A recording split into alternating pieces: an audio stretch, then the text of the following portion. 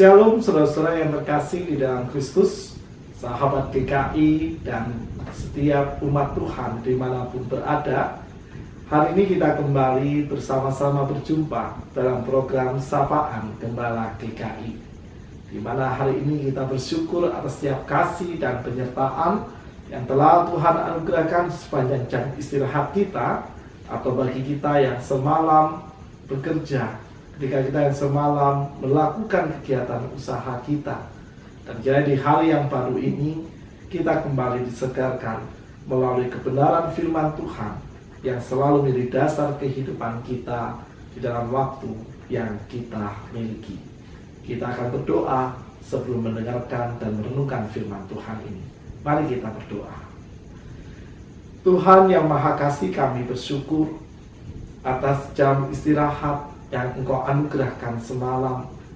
Kami bersyukur jika semalam kami masih bekerja atau melakukan dan mempersiapkan usaha kami. Kami bersyukur atas udara yang segar. Kami bersyukur atas setiap hal kebaikan yang Engkau anugerahkan dalam kehidupan kami saat ini. Memulai hari yang baru ini, ya Allah, kami berdasarkannya di dalam kebenaran firman-Mu. Kiranya Engkau memberkati setiap kami yang akan membaca dan merenungkan firman-Mu, juga hamba-Mu yang akan menguraikan dan membacakan sabda-Mu bagi kami semua. Sehingga di tengah segala kerapuhan diri kami beroleh kekuatan, kami beroleh hikmat, kami beroleh tuntunan.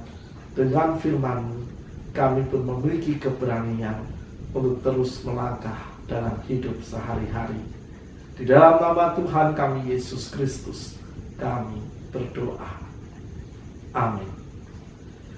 Saudara-saudara yang terkasih di dalam Kristus, teks Alkitab yang akan kita baca di kesempatan hari ini diambil dari Injil Lukas pasal 4 di ayat yang ke-21 sampai dengan ayat yang ke-30. Injil Lukas 4 ayat 21 sampai 30. Mari setiap kita yang menyaksikan tayangan ini bersama-sama kita buka Alkitab kita secara cetak atau elektronik untuk menyimak firman Tuhan yang kita baca dan kita renungkan. Lukas 4 ayat 21 sampai 30. Lalu ia memulai mengajar mereka, katanya, "Pada hari ini genaplah nas ini sewaktu kamu mendengarnya." Dan semua orang itu membenarkan dia, dan mereka heran akan kata-kata yang indah yang diucapkannya. Lalu kata mereka, "Bukankah ia ini anak Yusuf?" Maka berkatalah ia kepada mereka, "Tentu kamu akan mengatakan pepatah ini kepadaku, 'Hai tabib, sembuhkanlah dirimu sendiri. Berbuatlah di sini juga, di tempat asalmu ini, segala yang kami dengar yang telah terjadi di Kapernaum.' Dan katanya lagi, 'Aku berkata kepadamu, sesungguhnya tidak ada nabi yang dihargai di tempat asalnya. Dan aku berkata kepadamu, dan kataku ini benar, pada zaman Elia terdapat banyak perempuan janda di Israel ketika langit tertutup selama 3 tahun dan 6 bulan, dan ketika bahaya kelaparan yang hebat menimpa seluruh negeri. Tetapi Elia diutus bukan kepada salah seorang dari mereka, melainkan kepada seorang perempuan janda di Sarfat di tanah Sidon. Dan pada zaman Nabi Elisa banyak orang kusta di Israel, dan tidak ada seorang pun dari mereka yang ditahirkan selain daripada Naaman orang Syria itu." Mendengar itu, sangat marahlah semua orang yang di rumah ibadat itu. Mereka bangun, lalu menghalau Yesus keluar kota dan membawa dia ke tebing gunung tempat kota itu terletak, untuk melemparkan dia dari tebing itu. Tetapi ia berjalan lewat dari tengah-tengah mereka lalu pergi. Demikianlah pembacaan firman Tuhan. Berbahagialah kita yang senantiasa sedia untuk mendengarkan firman Allah, memelihara dengan melakukannya dalam kehidupan sehari-hari. Hosiana. Saudara-saudari yang terkasih di dalam Kristus, mengawali perenungan kita pada kesempatan hari ini, saya akan membacakan sebuah kutipan ungkapan yang pernah disampaikan oleh Mohandas Karamchand Gandhi, atau yang lebih kita kenal dengan nama Gandhi, seorang tokoh pejuang India yang terkenal dengan gerakan ahimsa dan satyagrahanya, gerakan kemerdekaan tanpa kekerasan. Gandhi pernah berkata demikian, "Cinta tidak pernah meminta, ia senantiasa memberi. Cinta membawa penderitaan, tetapi tidak pernah berdendam, tak pernah membalas dendam. Di mana ada cinta, di situ ada kehidupan. Manakala kebencian membawa kepada kemusnahan."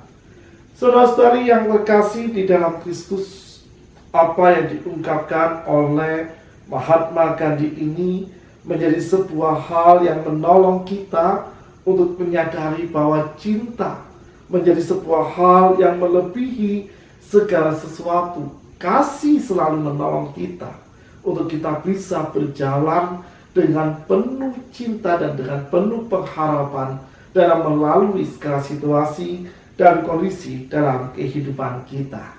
Ungkapan Gandhi ini lahir dari sebuah peristiwa menarik yang pernah dialami Gandhi ketika ia datang ke gereja. Ketika bekerja sebagai seorang pengacara di Afrika Selatan, Gandhi ingin memperdalam pengetahuannya tentang kekristenan. Dia serius mempertimbangkan untuk menjadi seorang Kristen dan mencari sebuah gereja untuk dikunjungi yang dekat dengan tempat tinggalnya. Di pagi minggu saat ia mau melangkah masuk ke gereja, seorang penerima umat menghalang langkahnya. "Mau kemana? Kamu orang kafir," tanya seorang pria berkulit putih pada Gandhi dengan nada yang angkuh. Gandhi pun menjawab, "Saya ingin mengikuti ibadah di sini." Penyambut umat gereja itu membentaknya dengan berkata, "Tidak ada ruang untuk orang kafir di gereja ini. Enyahlah dari sini atau saya akan meminta orang untuk melempar kamu keluar." Suatu tindakan keangkuhan dari seorang yang seharusnya mewakili Kristus menghentikan langkah seorang Gandhi untuk mempertimbangkan kekristenan dalam dirinya. Namun dia tidak pernah dan ia tidak dapat menyangkal kebenaran ajaran dan juga teladan hidup Kristus yang ia pelajari. Itulah yang membuatnya mengangkat hal-hal baik yang ditemukan di ajaran dan kehidupan Kristus dan menerapkannya sebagai falsafah kehidupan yang ia hidupi hingga detik akhir dirinya. Dan ungkapan tadi atau kutipan di awal tadi menjadi sebuah kutipan yang mengajak kita semua untuk sadar bahwa jalan yang ditempuh oleh Gandhi di sebuah jalan yang mengingatkan kepada kita semua betapa kasih menjadi sesuatu yang selalu dibutuhkan oleh setiap umat untuk melangkah dalam relasi dengan sesama. Saudara-saudara yang terkasih di dalam Kristus, dalam teks Injil kita di pagi ini, Tuhan Yesus pun pernah mengalami penolakan di kota asalnya, Nazaret.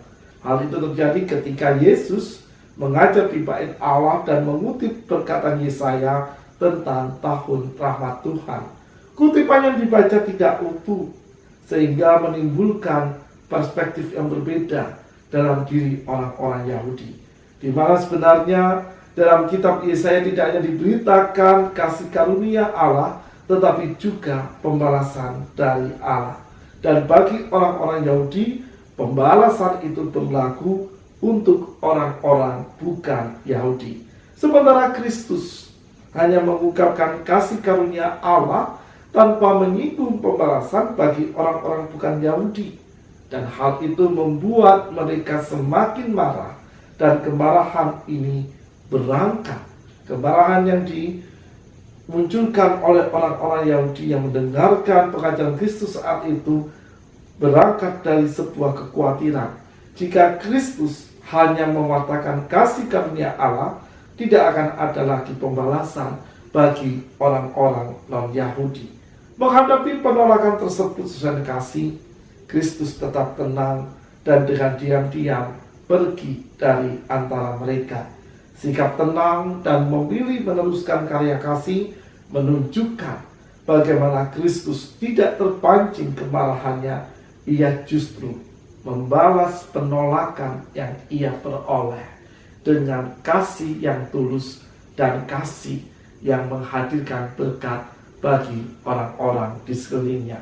Saudara-saudari yang terkasih di dalam Kristus, apa yang dilakukan oleh Tuhan Yesus maupun Gandhi menunjukkan bahwa penolakan merupakan resiko yang sangat mungkin dialami oleh setiap kita ketika memberitakan kabar baik. Tidak selamanya kebaikan yang kita lakukan direspon dengan senyum gembira. Ada kalanya respon sinis dan curiga kita terima sebagai sebuah respon yang diberikan atas kebaikan yang kita kerjakan. Akan tetapi hari ini melalui kutipan kalimat Gandhi, bahkan terlebih melalui teladan yang diberikan oleh Kristus dan kehidupan kita, penolakan seharusnya tidak menghentikan kita memperjuangkan kasih dan kebaikan. Apa alasan bahwa penolakan seharusnya tidak menjadi penghambat dan penghalang kita untuk konsisten mengerjakan kasih kebaikan dalam kehidupan kita?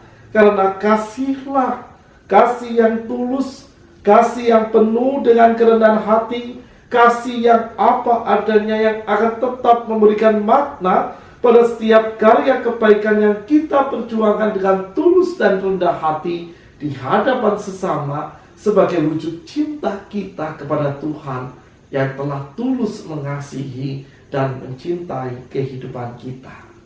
Sehingga dengan mengutamakan kasih, kita terhindar dari amarah dan sakit hati dalam melakukan karya kebaikan meskipun mengalami penolakan. Dengan kasih pula, kita tetap konsisten berbuat baik dalam berbagai macam situasi dan kondisi yang kita alami dalam kehidupan kita. Sebagaimana ungkapan Gandhi, di mana ada cinta, di situ ada kehidupan, manakala kebencian membawa kepada kemusnahan. Gandhi menghayati bahwa ajaran dan teladan yang Kristus nyatakan di dalam kehidupan para pengikutnya yang dihayati dan dihidupi oleh Gandhi merupakan sebuah pegangan hidup yang menolong Gandhi untuk meyakini, meskipun ia ditolak ketika ia ingin melangkahkan kaki bertemu dan berjumpa dengan Kristus melalui ibadah, ia tidak merasa terhambat dan terhalang untuk tetap konsisten menghidupi nilai-nilai kasih Kristus sebagai dasar gerakan ahimsa dan satyagraha yang ia perjuangkan tanpa kekerasan. Dan di sana jugalah kita bisa melihat bahwa ketika ada cinta, di situ ada kehidupan. Artinya saudara-saudara, pada setiap langkah kehidupan yang kita tapakan, Tuhan memanggil, Tuhan menolong, dan Tuhan selalu memberikan kita ruang, kesempatan, dan waktu untuk terus dengan konsisten dan setia memperjuangkan karya kasih dan karya cinta yang telah kita terima dahulu dari Kristus. Maka saudara saya terkasih di dalam Kristus, ketika hari ini kita tengah berjalan dalam ziarah iman di masa prapaskah, ada begitu banyak gereja yang mencanangkan kegiatan-kegiatan yang membawa kebaikan selama 40 hari. Ada yang membuat kalender 40 hari berbuat baik. Di jemaat kami ada sebuah kegiatan, sebuah gerakan bersama dalam doa, puasa, dan berpantang, bagaimana selama 40 hari kami semua didorong dan diajak untuk menata hati dan kehidupan kami. Karena menata hati akan menolong kita semua untuk selalu terbuka akan segala kasih dan kebaikan Tuhan, terbuka terhadap setiap kebenaran dan teguran yang Tuhan berikan, juga terbuka terhadap setiap panggilan untuk terus mengasihi dalam kehidupan kita sehari-hari. Dan apapun yang kita lakukan untuk memantapkan masa prapaskah selama 40 hari ini, Kiranya kita didorong untuk melakukannya sebagai wujud cinta kita kepada Tuhan.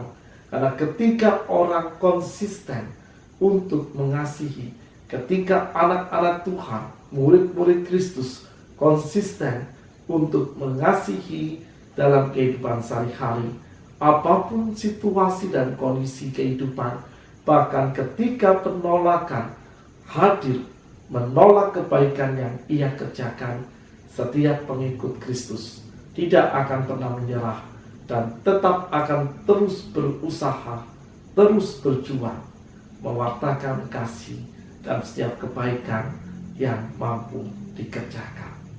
Maka setelah renungan ini selesai dilakukan, sebuah pertanyaan yang akan terus menjadi pertanyaan reflektif dalam kehidupan kita adalah, maukah kita konsisten mengasihi meskipun mengalami penolakan? Bila setiap diri kita mampu menjawab pertanyaan itu dengan terus merenungkan bagaimana teladan Kristus yang ia nyatakan pada para murid dan kita semua.